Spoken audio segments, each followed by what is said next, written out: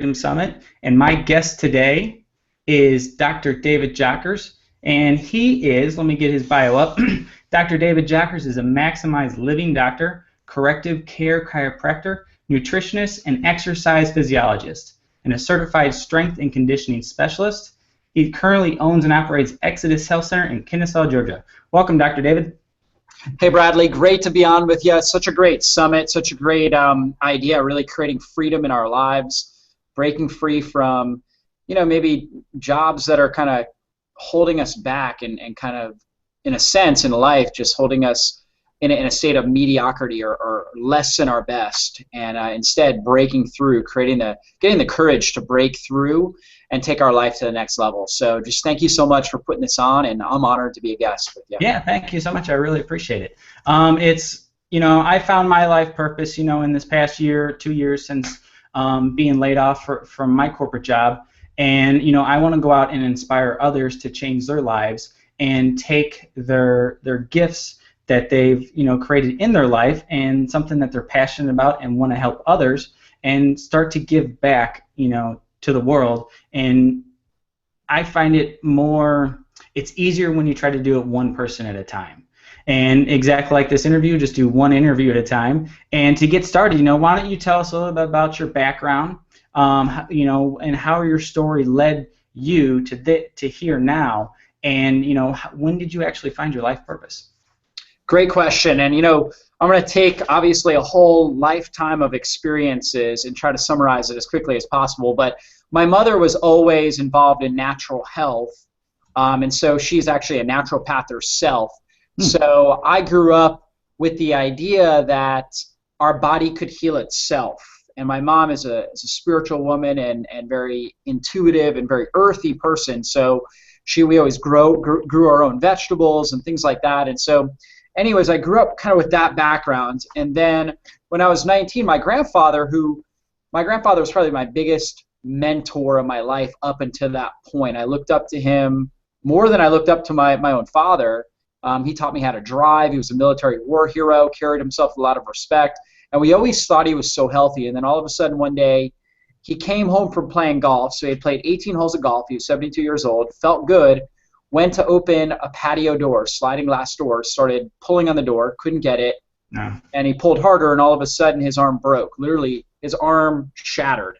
And so he was screaming in pain. My grandmother flipped, she had no idea what to do. So she rushed him to the hospital. They took an x-ray, found out he had broken his arm.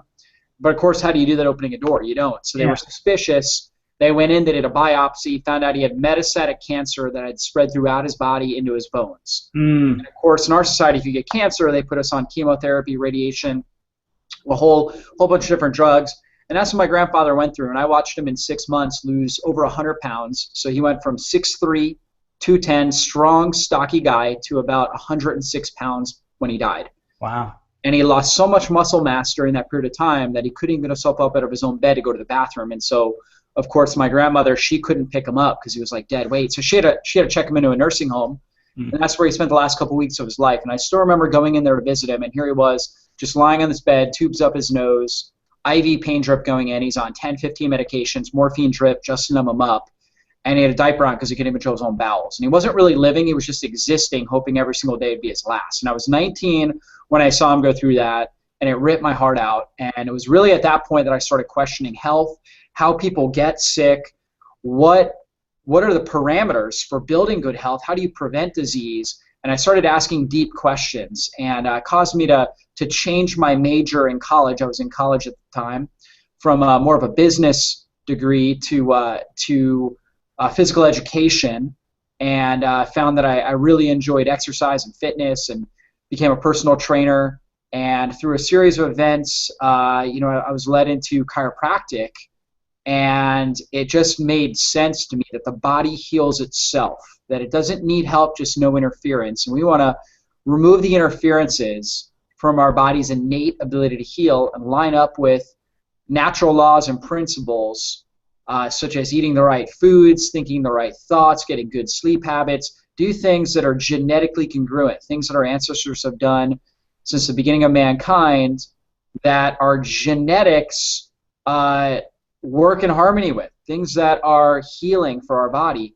When we do that, we're going to have good outcomes as a whole, as opposed to living the typical modern American lifestyle where we're doing a lot of things that are going to create poor outcomes. And for myself, even as a personal trainer, I had lived so many years of poor lifestyle, probably better than a lot of people, but nevertheless still poor lifestyles. A lot of things that I was doing that I teach against nowadays, and it all resulted in my early 20s developing severe leaky gut and irritable bowel syndrome, to where there were days where I would just be lying on the ground with excruciating cramping pain in my gut, going whole days constipated, and it just started to really destroy my life. And that was when I finally decided I'm ready to do whatever it takes to be healthy and well. And so I had been learning a lot, but that was when I finally decided I was ready to make whatever lifestyle changes I needed to. And God just put me on a quest for knowledge, and I learned what I needed to learn to reverse the condition I had. And in fact, I had lost weight. At one point, probably 21, 22, I was 170 pounds, and I dropped down to 135 pounds. And I'm 5'11", so that was I was extremely thin. I was about 24 at this point.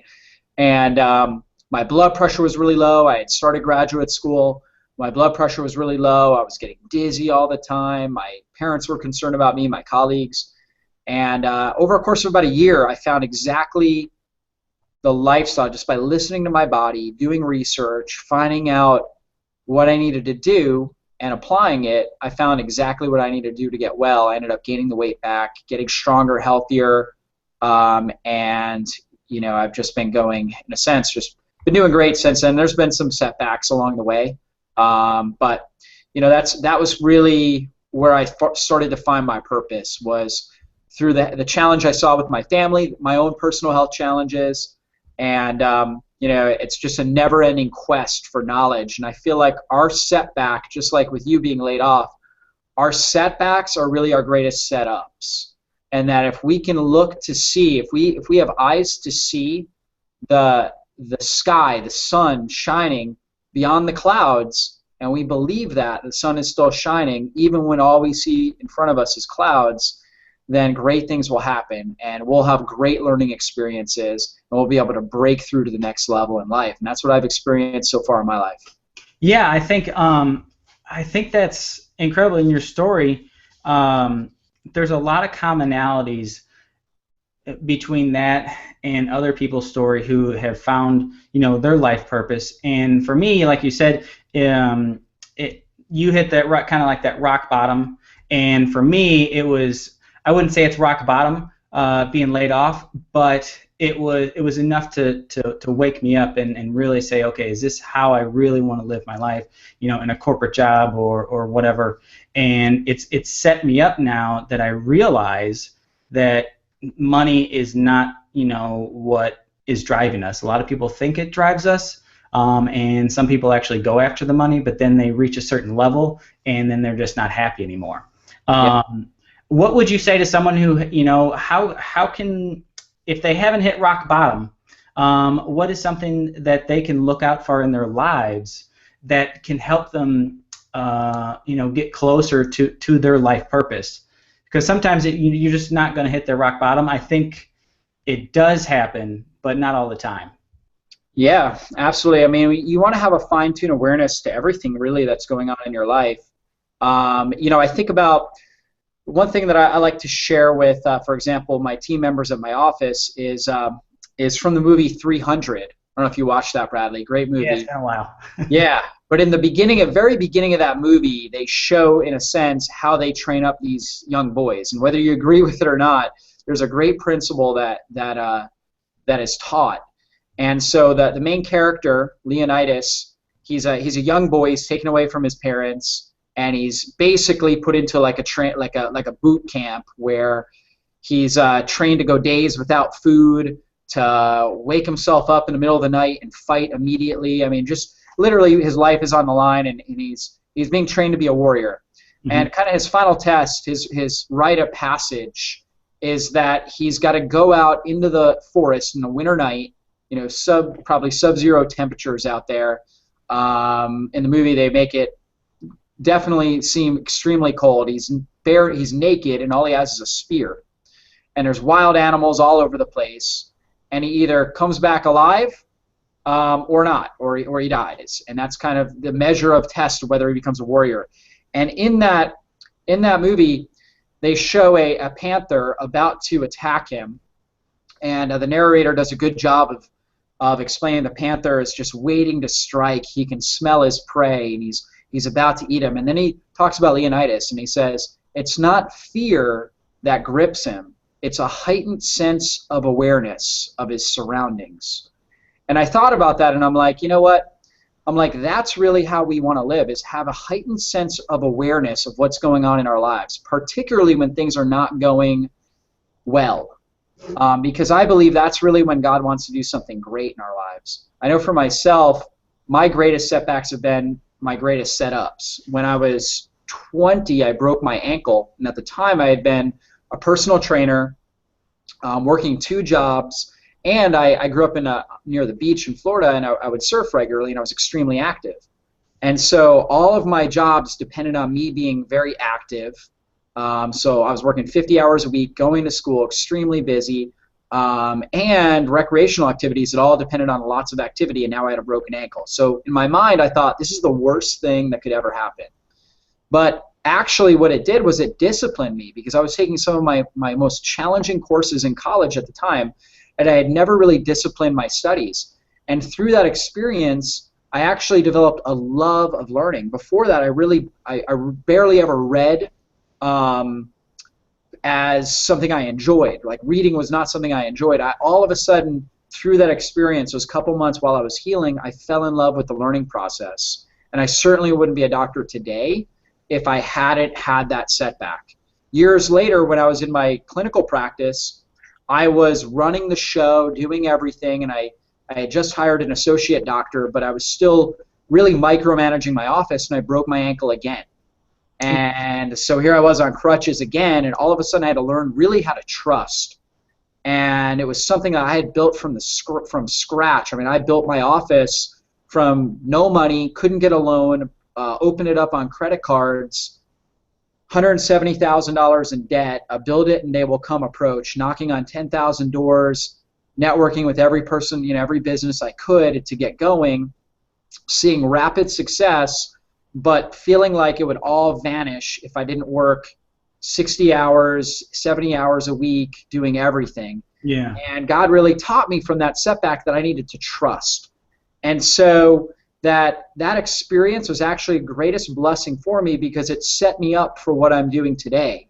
And I don't believe that I would have taken the same route, or it would have been some other setback that would have come along the way to push me in a new direction, to learn how to trust my team to get where I'm at today. And so wherever you're at, if you haven't hit rock bottom, I would just say try to develop a heightened sense of awareness of your surroundings. Constantly ask yourself, what is at play here? What is the deeper meaning behind these experiences? So often we label things in our life like, this is an extraordinary thing, or this is a terrible thing. But really, what we need to do is just take it all in and ask a deeper question. What is the 30,000-foot view? What is the great vision that God has for me? In fact, somebody in my early 20s, a spiritual mentor, told me that the meaning of wisdom is really 3 things. Number one, when we pray for wisdom, like Solomon did in the Bible, we should be praying, number one, to see the big vision, right? So that's the first thing. What is a 30,000-foot view? What's the big vision that God has for me in this circumstance, or for me in my life, or for me in my relationship, me in my business, whatever it is that, whatever context that you're looking at. The second thing is, what are the fine details? So what are the small goals? What are the small things that need to happen along the way? So God, when I'm praying for wisdom, I want to know the big vision. I want to know the fine details, and network me with the right people to get it done, because we certainly aren't going to be able to accomplish what we've been set out to do on this planet alone. It's something that's going to depend on other people, on us, our ability to serve other people at a higher level, and to network with the right people to help us accomplish what it is that we've been called and set out to do. So that's really the meaning of wisdom. And so the takeaway of that is, have a heightened sense of awareness. No matter what's going on, constantly ask for wisdom in those circumstances, the big vision, the fine details, and networking with the right people to get it done. Yeah, I think that's really powerful. And one of the ways that that I have become more aware in my life this year, particularly this past year, is through meditation. Yeah. And that has just helped me out so much on being able to stop some of those inner voices that, just for positive thinking, just for an example, I can catch some of those negative thoughts Yep. that are going on, and I attribute it, to a regular practice of meditation. Some people call it prayer, but it really does help bring out that awareness in your surroundings and in life, and you can pick up some of the common threads that are going on and make better choices to get you towards your life purpose or whatever it is you're working on at that time. Now that kind of leads me into health, and you're an expert at that. Can you tell us how our health, particularly your brain, I know you have a lot of expertise in that, how our brains can affect us, leading us to our purpose, and maybe give us a few tips on eating healthy or exercise or whatever you want that can lead people to have a better brain health so they can be more aware and get to their life purpose even faster. Yeah, your life expression, your entire expression and experience of life is based around your brain. Your brain is what perceives everything in life. And so you got to take care of your brain. It's really your most vital organ, in a sense, in your body. And the better your brain functions, the better your quality of life is going to be. We know that things like depression, bipolar, schizophrenia, these are all related to chronic inflammation in the brain. So it's a chronic inflammatory condition, and certainly there's emotional aspects to it, no doubt about it. However, when the brain is being fried, inflammation is kind of like, it's like frying an egg on a pan. We're frying our brain with inflammation. And so we want to have a great brain. We want to really strengthen our brain, help it to heal, and help it to function well. You want to protect your brain. So a couple great principles for protecting your brain are good sleep. I'd start with that. Really high quality sleep. I recommend getting at least 7.5 to 9 hours of sleep a night. Okay, so 7.5 would be the minimum, 9 hours of high quality sleep. Trying to get to bed early too. You see, our ancestors, they were going to sleep typically an hour or two, after dusk, so after the sun set.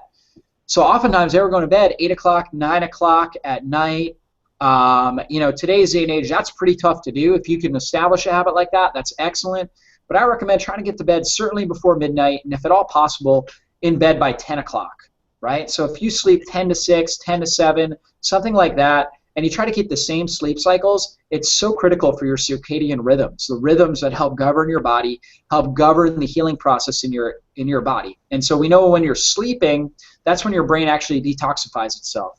So it actually detoxifies the neurochemicals, resets itself. It's like a computer being reset. Okay, it allows it to clean itself up so it can store more memories and so it can function with greater cognitive acceleration.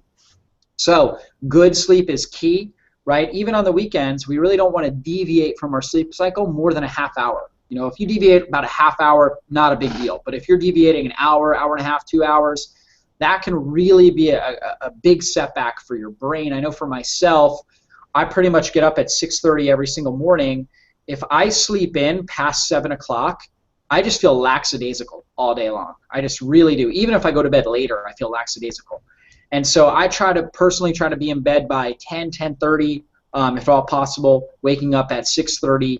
And that high quality sleep, even though it's time consuming and sometimes we feel like, gosh, the time I spend sleeping, I could be working and getting ahead. Believe it or not, you will actually be a lot more productive by prioritizing the sleep over whatever needs to get done, because you'll be so much more productive, so much more mentally sharp during the day, and your work will be better and you'll do it quicker. And so that's the first key. Second thing is go on a low carb, high good fat diet. I talk a lot about it in my books and on my website, but a high good fat, that's going to be things like coconut oil, avocados, extra virgin olive oil, black olives, grass-fed butter, so butter from grass-fed cows, We want a lot of antioxidants, so non-starchy vegetables, low glycemic fruit like berries, lemons, and limes, things like raw chocolate, clean proteins. So that's going to be like grass-fed beef,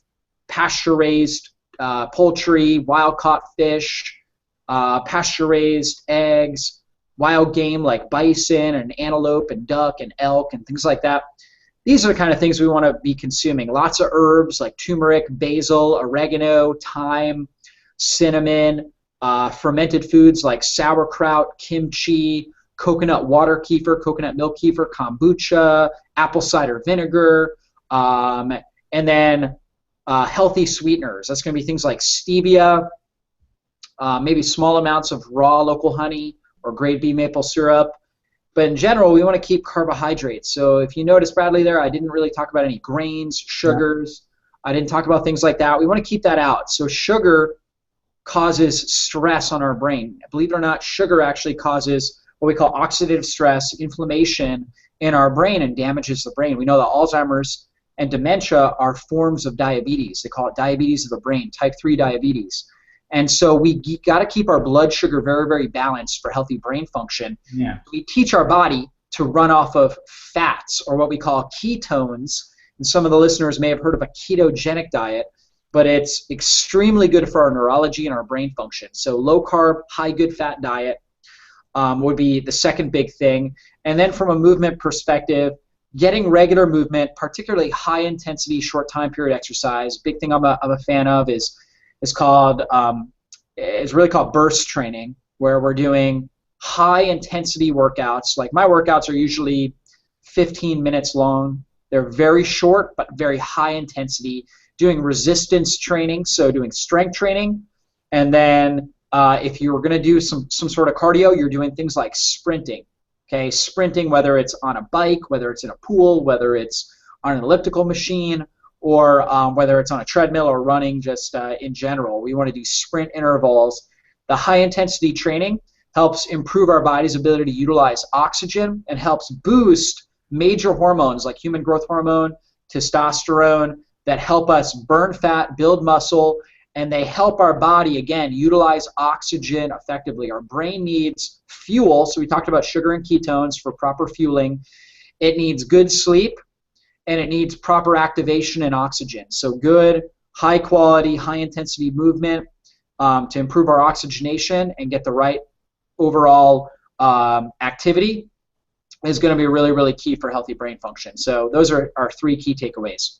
Awesome.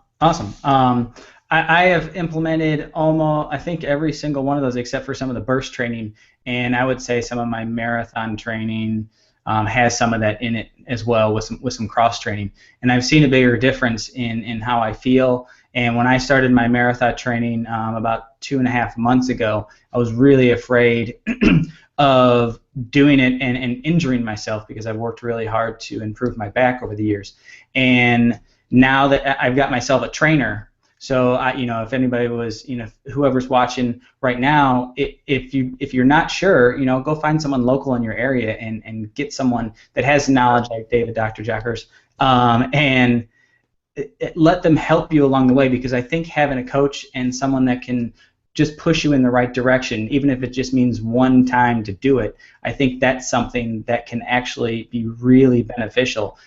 Instead of just letting friends or the guy at the gym who may not be an expert, really give you the advice that might not be what you need, because everybody's body and makeup is a little bit different, and you may give advice different than a different client with a different body makeup, and that can make all the difference in the world. So, so I kind of want to jump into now the business part. How you took your life purpose, and what I kind of found a common thread between a lot of people is that they find something that they're passionate about, or they've hit that rock bottom, but then it seems to come in with this common thread of that they get to help people in some regard, and that's what keeps them going, is because they get the satisfaction, they get the fulfillment of actually helping someone with something they love doing at the same time. Yeah. And so how did you take the idea of wanting to help others and just turn that into a business? And I kind of want to talk a little bit about too is now you're doing some things online that are interesting that I think a lot of, if any other doctors or chiropractors or anybody in the medical field is watching, they'd be interested to find out, okay, so how is this guy doing stuff online, and how is he helping people? Yeah. Well, to start, as I was going through school, I just really felt like I wanted to open my own clinic, and I had interns and worked with other very successful doctors in my area and around the country. And I gone to so many different seminars, and I just felt like I had done the extra work outside of school to really learn what I needed to learn. Although, when you get in business, you realize you haven't learned a thing before. It's a whole education process in its own. Yep. And so I opened my own clinic, 27 years old, right out of school. Never really owned my own business. Didn't have that experience. Didn't have money. Couldn't get a business loan. It was in end of 2008, early 2009. And to open a clinical practice like I have 2,200 square feet. Typically you need about $50,000, and I was already in $120,000 of debt. And so with the economy as low as it was at that point, nobody was giving out money. But fortunately, I built up some level of credit with my credit cards, and I applied for everything I possibly could. And I mean, it's really just the favor of God, because I got a home refinance loan. I didn't even have a house. Somehow I got that. I got turned down from a bunch of different loans that I wanted, but I ended up getting the money that I needed to.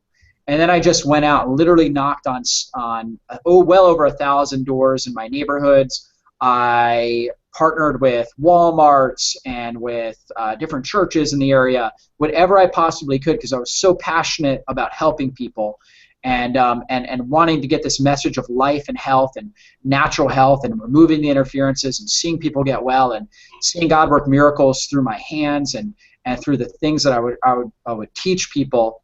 I was so passionate about it, I wouldn't take no for an answer, from the perspective that I knew I was going to get rejected a lot, but I had remarkable persistency. And I would say, to really start your own business, especially if you start with a lot of overhead, I think that's one of the great skills you have to develop is a persistent heart, a persistent spirit, because you're going to get rejected a lot. You got to realize that every rejection, you're one step closer. And so you just got to keep moving. If you're passionate enough, you have a good product you're putting out there, you keep working on it, refining it, getting it better, you're going to be able to help people. And so just the persistency and the passion that I had ended up leading to tremendous success. And when you grow quickly, there's a whole another step of challenges you deal with at that point. And but fortunately, it's a very challenging ride, but I have built one of the best clinics, natural health clinics in the Southeast, and it's a beautiful thing. And along the way, I told you I broke my ankle, different things happened, and I realized I don't want this clinic to be dependent upon myself. I want to bring in high quality professionals, pay them well, incentivize them, teach them, and expect a lot from them. And now I've got an incredible team at my local clinic that pretty much runs my clinic. I'm in there 3 days a week. The office is open 6 days a week. We see 500 patient visits or whatever a week in there, and I'm in there part-time. And so along the way, though, one of the things I love to do, what I'm passionate about outside of just helping and serve people, is learning myself. I'm a lifelong learner. Learning is what I do for fun. I'm really an introvert, and so I love learning and applying new principles. And of course, natural health is something I'm just so fascinated and blown away and excited about the revelations, like studying genetic testing and studying advanced lab testing and nutraceuticals and health strategies. It's just something I love. The new breakthroughs with the microbiome. I mean, this is stuff that I just am passionate about. Every time I get free time, I'm digging into books and reading research online about all of this kind of stuff and writing articles. And so I had been writing since actually I was in school. I've been writing professionally, writing research articles and things like that for websites. And so with that, I saw opportunities grow a brand. And so I really launched my brand and used guest posting, which I've got well over 1,000 guest post articles, research-based articles all over the internet. And so I just utilized the open doors that I had, the networking that I had, to now revert back to my website, drjockers.com, and put up a lot of information on there, and constantly updating it, putting tons of information, recipes, and research articles and things like that on my website. And that's just become my second business, and really, in a sense, more of my second child now, along with my clinic. And so I work with people all over the world doing long distance consults, working with people with every kind of health condition.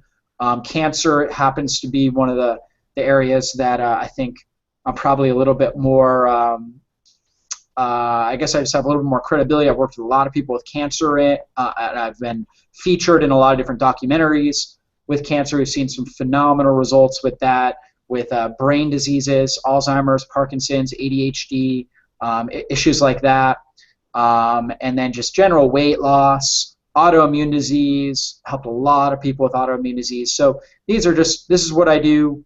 Outside of my local clinic, is I work with people all over the world, establishing customized health programs for them to get healthy and well and reach their health goals, along with writing books. I'm actually releasing my Supercharged Recipe book. It's going to be hardcover, 155 recipes. We're doing this interview here in fairly early January, and that book will be out in late January. So I'm excited about that. My first hardcover recipe book. And working on many different projects with that. And so it's one of those things, when you find out what you're passionate about, you'll realize as you start to put energy into it, there's no shortage of ideas and opportunities. There's so many different things that you could do to help serve people.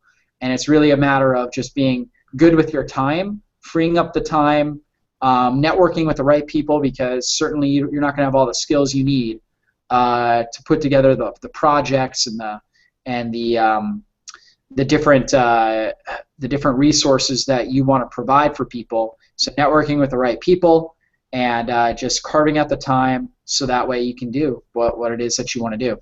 Yeah, I think it's really cool. And I was trying to find the common thread, in there, the underlying. And what I found is that you just kept trying and you kept trying, and your reason, your purpose, your why was so strong. You didn't care about going into debt because you knew that it was going to work out on in the end. But in the beginning, you just had to keep trying, you had to keep failing, you had to keep figuring something out. And you didn't know when you started your business that you would be blogging. You didn't know. You probably didn't think that you'd be sitting on a Google Hangout in a few years and trying to promote your business that way. And I think so many people get what stops them is that they think they have to have everything figured out, have to have a perfect business plan based upon their purpose, and then have to have all their ducks in a row. And it's not that way at all. It's you just keep going, and you keep trying, and you just keep moving and adjusting a little bit at a time, and getting better and better every day. And I think it's really important for people to have that burning desire to learn more. And I've got that same thing. I'm always listening to podcasts. I'm always, trying to read something. I've got a morning routine where I read, and just always seeking more knowledge and trying to better yourself. Yeah, I would totally agree. I mean, my mentors, when I was going through school, they told me the greatest thing you can do is develop your faith. And a faith is something in our society where people will say, well, my faith is this. I believe in Jesus Christ, or I believe in this, or whatever. And it's a statement that they say, but really you don't really see your faith until you're put against the wall and challenged. And then it's, what do you trust? Do you trust who God made you to be? Do you trust what He says about you? Do you trust that you have the internal resources to go out and to persist despite the pain, despite the setbacks, despite, in fact, through all of those things, that actually you allow the setbacks, the pain, the rejection, all the things that come against you to actually strengthen and refine you as you to become the final product of what it is that's necessary to be successful in your field, or what, or your calling, or your endeavor. And so having the right business plan, having money, having all of those kinds of things, to some degree, although there's great benefit to all of those things, to some degree it handicaps you, because it can make somebody feel comfortable. And when we feel comfortable, oftentimes we get lazy and we stop learning and growing, and we lose the sense of urgency that oftentimes we need. And like I've been told by many missionaries, that they see a greater level of faith in people in third world countries who barely have anything, because they have a sense of urgency every single day. Yeah. That they're going to eat. And in America, we lack that sense of urgency. And so we think faith is a statement we say, but faith is, what do we put our trust in when times are tough? What is the underlying, how do we put our foot down, and what's the stamp we put on our life? Do we just give up and fold, or do we trust, wake up, get to work, get busy, and make things happen? Yeah, I think it's I think you just have to have that faith, confidence, that inner strength inside yourself. And for me, and I can speak to this, is that, you know, a couple of years ago I wasn't as confident as I am now, and I think it's something that, especially someone that is looking to, you know, do their life purpose and try to make money at it, if they don't have the confidence now, that holds them back. And if I could just say that a little bit comes each and every day that you try. Every time you fail, you get a little bit better, and you get a little more confidence. And you have to keep trying, and you have to keep building upon that. And then it keeps, you know, it keeps rolling downhill like a snowball, and eventually it gets bigger and bigger. And next thing you know, you're probably standing on stage and selling books or whatever you want to do, you know? Yeah, exactly. Just that approach. I want to get a little bit better every single day. You just have to go in. It's like the frustration is the gap between expectation and experience. So if you have a certain expectation that's really not a realistic expectation, and then you have an experience that is that's just not anywhere near the expectation, so your experience is lower, then you're gonna have a lot of frustration. And so really, what you got to realize is, when you first get started, you don't know anything. And if your expectation is, I just don't know anything, so I'm gonna soak up as much information. I'm gonna get rejected, and I'm gonna fail a million times, but all those experiences are actually just there to help me grow. They're actually just resistance. It's kind of like the first time you step foot in a gym, or the first time, Bradley, you're talking about marathon training, you went out for a run, you were sore the next day, you were beaten up. But your body adapted, and it got stronger and more resilient. And as you continue to train, you notice that your adaptive potential got better. You were able to run longer. If you're lifting weights, you're able to get stronger. Your body's becoming more refined. Your physique improves. You start to see gains. And it's the same thing with your daily walk, your life experiences, is that you're growing. You're getting stronger through the setbacks, through the experiences. And so if you set that up as your expectation, then your experience will really mirror it, and you'll have a lot less frustration, and you'll see the bigness within the challenges and the setbacks. Yeah, I think it's definitely something you just need to be more aware about, and try to find those gaps and keep going. So we're kind of coming towards the end of the interview, and can you tell everybody who's watched, how they can find more about you? Absolutely. For more information on me, you can go to my website. That's really the best place, drjockers.com. Tons of information, resources there. I've got free recipe book e-guides. You can get my ebook on supercharged immunity, which is your complete guide to never get sick again. And so drjockers.com. You can also look me up on Facebook, Dr. David Jockers, and I'd love to just create a conversation with you and help you reach your health goals, or really your life goals in general. So Bradley, thank you so much for having me on. I really appreciate it, and really honored and privileged by the opportunity, and just excited for you getting this information out to people. Yeah, I really appreciate it, and I want to express too, for the past 2 years I've eaten a whole foods diet, and cut out a lot of the crap, and I haven't been sick. Really, anything. The last thing I had was like a little eye infection, but it was basically an eye zit, like in your eyelid. And great job, man. Yeah, it's really cool. So I really encourage people go check out that on David's website, and just go after it and keep trying. So is there anything you can leave anybody who's watched, something to inspire them, to take a little bit of action today to move them forward to living their purpose? Yeah, I would just say go deep inside. If find your real big motivation behind what you want to do, and just believe and trust. Look at your life and try to find leverage points in your life. Things, for example, when you've overcome challenges in the past, and really create an emotional experience inside your heart. You need like a data bank of setbacks to victories, like things that you thought were setbacks that turned into victories, so you can go back and remember that. It's like when I read the Bible, when I read the Old Testament, they're always talking about, well, the same God that delivered Moses, that delivered the Israelites from Egypt. They're talking about things God did in the past. And it's the same thing. We need to do that in our life. We need to think, well, the same God that helped me overcome this is there for me right now in the midst of this challenge. And so create a data bank of setbacks to victories, where you've seen yourself do things that you didn't think you were able to accomplish, things that surprised you, things that blew you away, and be able to leverage that on a regular basis as you go out and face the world. And you'll see rejections in a whole new light.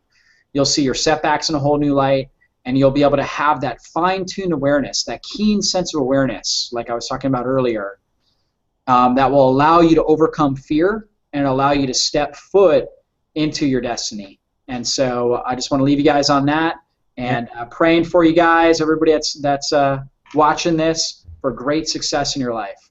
Yeah, thank you so much, David. You have a great day. Thank you, Bradley. Yep. Okay, cool. I will. If I hit stop broadcast, I think it stops everything. So I'll go and edit that on the end. But I think it went really well. I really appreciate it. I think. Was there any, since this was your first Google Hangout, anything you liked, you disliked, or? I like it. Okay. Now I'm going to show you something really. I think in the future I'm going to do podcasts on. I haven't done any in a long time, podcast interviews. I think I'm going to switch it over to this. Now I want to show you something pretty cool. Yeah, I see what you're doing there. Hold on. How do I get those off? I didn't even turn them on. Dang it. You can do. Get out of. Where's this mustache at? Hold on. You can do effects and like. Oh, that's cool. You can do a whole. It's almost like having a whole broadcasting thing right in front of your fingertips, and having sounds, and so that's all free. Yeah, it's all free, and if you go on to the left-hand side of your screen and use Google Effects, it's all right there. So I'm a bit of a goofball, so I don't know how I'll incorporate this at some time. Yeah. But I thought I'd at least let you know you can do a ton of different stuff with this. That it's pretty cool. So awesome, man. Yeah. Okay. Well, thanks, man. I appreciate it. I will send over once we get closer. I'll send you over, the email and all the newsletter blurbs and stuff like that. That will come probably towards the end of February. Great. And I'm connecting with a few of the people you sent me over this week, so I really appreciate that too. Excellent. Who are you connecting with? Let's see. David. No. Hold on a second. Eric. Yeah, it's hold on, let me pull up my calendar. I'm in that mode right now. Let's see, Wednesday. Dr. Eric Zielinski. Yep, good. I haven't even had a chance to check in and see what his expertise is, but if you recommend him, we'll make something work. Yeah, you'll love him. Okay, cool. Yep. Okay, well, have a great day, man. Thanks, Bradley. Talk to you later. Bye-bye.